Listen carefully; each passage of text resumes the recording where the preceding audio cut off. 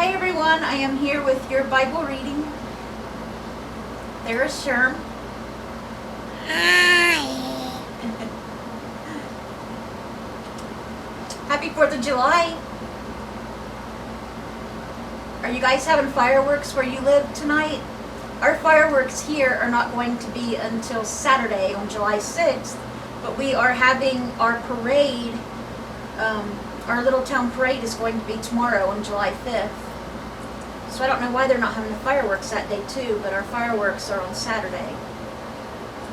Actually, around here, I don't know anybody that's having fireworks tonight on the 4th. I think my dad is up at the VA. I think they're having a cookout and fireworks tonight. Unless they're doing it tomorrow too on the weekend. I'm really not sure. I can't remember what day they were having theirs either. But I can't think of anybody who's actually having it on the 4th this year. Probably because it's not on the weekend.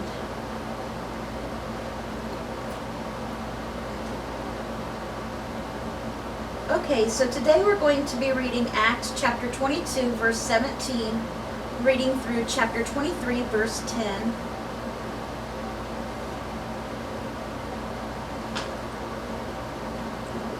And then we have Psalm 2, and we have 1 Proverbs today. So let's go ahead and get started.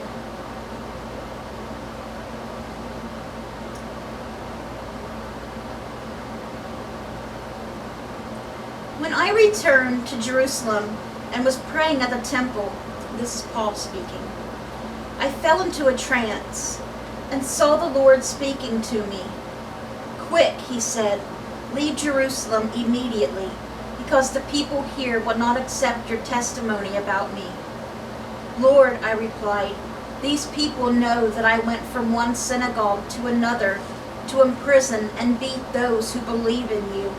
And when the blood of your martyr Stephen was shed, I stood there giving my approval and guarding the clothes of those who were killing him. Then the Lord said to me, go, I will send you far away to the Gentiles. The crowd listened to Paul until he said this. Then they raised their voices and shouted, rid the earth of him, he's not fit to live. As they were shouting and throwing off their cloaks and flinging dust into the air, the commander ordered that Paul be taken into the barracks. He directed that he be flogged and interrogated in order to find out why the people were shouting at him like this. They're going to regret that. As they stretched him out to be flogged, Paul said to the centurion standing there, is it legal for you to flog a Roman citizen who hasn't even been found guilty?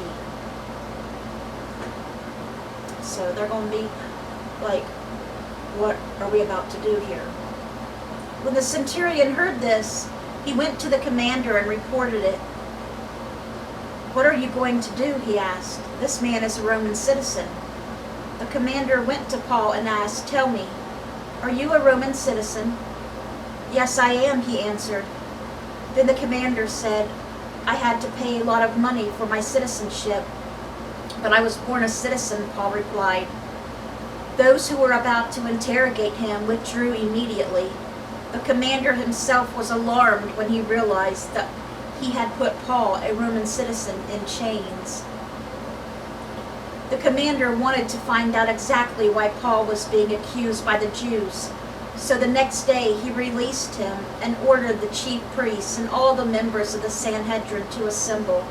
Then he brought Paul and had him stand before him. Paul looked straight at the Sanhedrin and said, my brothers, I have fulfilled my duty to God in all good conscience to this day. At this, the high priest Ananias ordered those standing near Paul to strike him on the mouth. Then Paul said to him, God will strike you, you whitewashed wall. You sit there to judge me according to the law, yet you yourself violate the law by commanding that I be struck. Those who were standing near Paul said, how dare you insult God's high priest? Paul replied, "Brothers, I did not realize that he was the high priest, for it is written, 'Do not speak evil about the ruler of your people.'" Then Paul, knowing that some of them were Sadducees and the others Pharisees, called out in the Sanhedrin, "My brothers, I am a Pharisee, descended from Pharisees. I stand on trial because of the hope of the resurrection of the dead." When he said this, a dispute broke out between the Pharisees and the Sadducees, and the assembly was divided.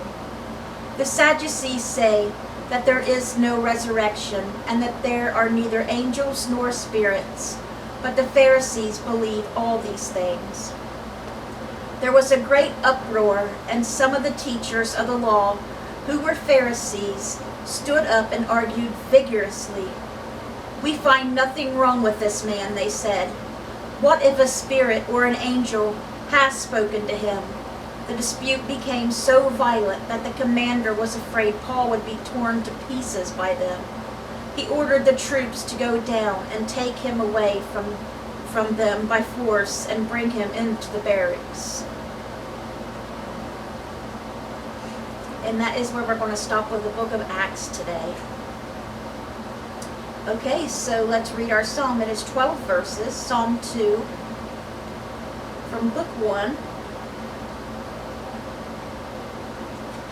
Sorry, my eyes are a little blurry today.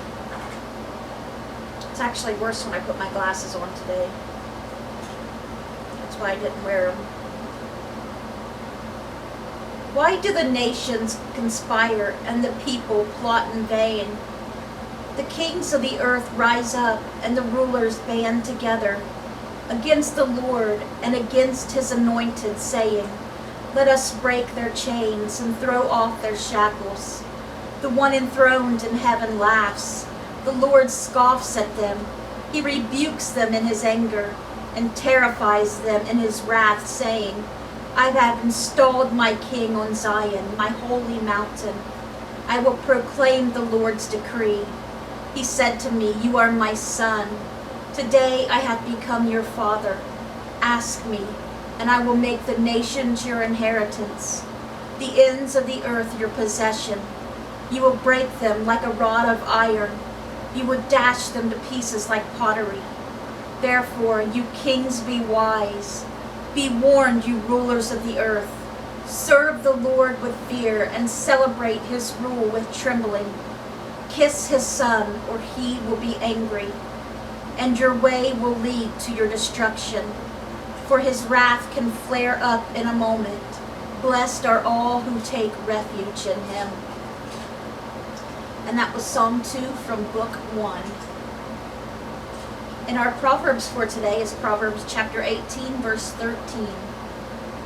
To answer before listening, that is folly and shame. Sure is.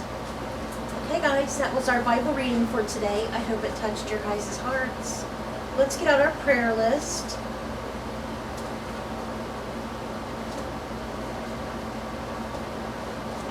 Please keep Sherman Crabtree in your prayers. You know he'll be having surgery this month.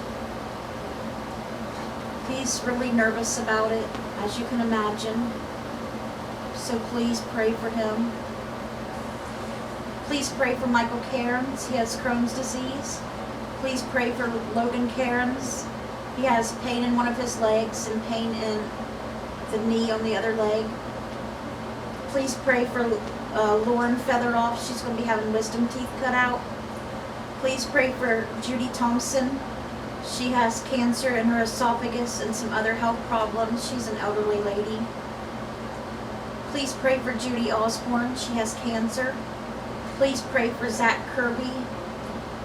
He has cancer. I do have an update on Zach. Zach is doing worse. The cancer has now spread to his brain and through the rest of his body. OSU cannot do any more for him, and his fiance is mad about it. They are sending him to Cleveland Clinic to see if there's anything they are able to do for him. So please keep Zach and his family in your prayers, please. Please pray for Elizabeth Jeffries. She has skin cancer, and she also fell and hurt her arm the other day. She's an elderly lady. She's 80 years old. She lives here in the apartments we live in. Please keep Cindy Welsh in your prayers. She's been in pain. And please keep Dora Carver in your prayers. Alright guys, I hope you guys have a great rest of your day. Hope you guys get to enjoy your fireworks if you guys go out to see fireworks this year. Let's bring those souls to Jesus, and God willing, we'll see you guys again soon with another Bible reading. Bye guys. God bless.